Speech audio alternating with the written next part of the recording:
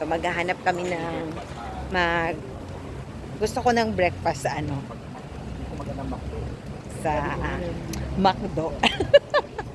Mamaya na kami magla-lunch. Medyo maganda-gandang restaurant. So ikot-ikot muna kami dito sa Tagaytay. Ninanamnam namin yung lamig ng Tagaytay.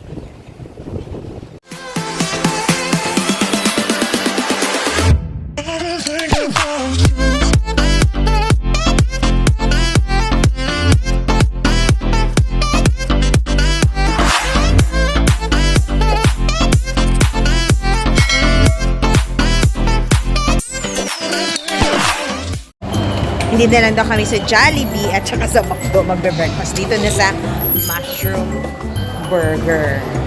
Ayan. Ayan yung mga pagkain sa Mushroom Burger.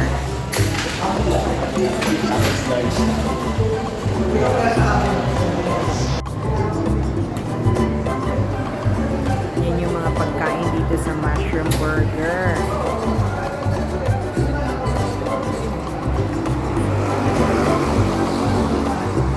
So, anong pamagat nito? Mushroom Delight. Tapos, pamagat talaga. Mushroom sandwich. Let's check later. Ito yung sa akin. Ayan, ito na yung aking order. Spoon and fork.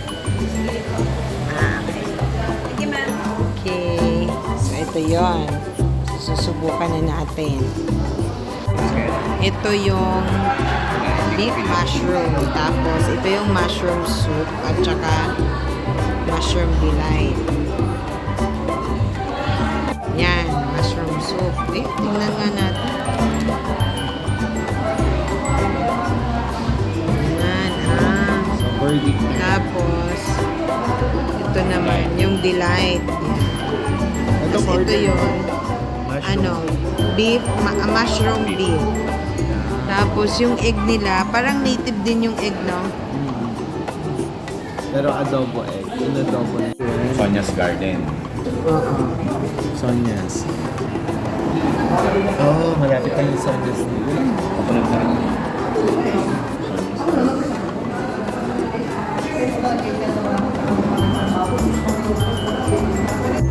So, kailangan i-document natin yung pagkain natin ng kanilang mga pagkain. Tapos, ito yung kanilang, parang sabaw.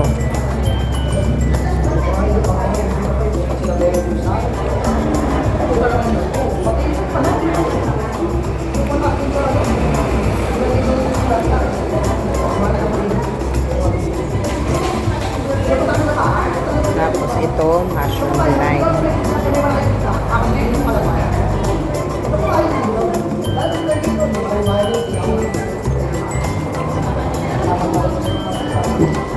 Ito beef, mushroom.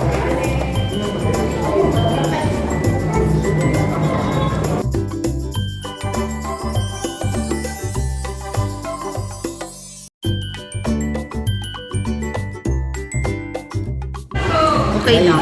Kanina parang medyo, ano ko. Parang, Sinisigaw pa. parang hindi ko na, hindi na ako uulit. Ito yung tipong kakainan mo, pero hindi ka na uulit. At hindi na i-recommend. Sorry pero doon lang, base kasi ito sa panglasa ko eh. Hindi siya masarap talaga. Dati, it was Tapos itong sabaw naman, para namang, wala namang halo, parang napaka-konti lang yung halo. I-enjoy ko na lang yung place talaga ng Tagaytay. Hindi na yung sa pagkain. Ayan, nakakain na. Okay lang. Dahil food naman, okay lang sa amin. Pero, hindi talaga, parang hindi sobrang sarap. Meron kasing mga restaurant na talagang sobrang sarap. Pero ito, hindi gaano. Kaya ngayon, next na kami sa aming destinasyon.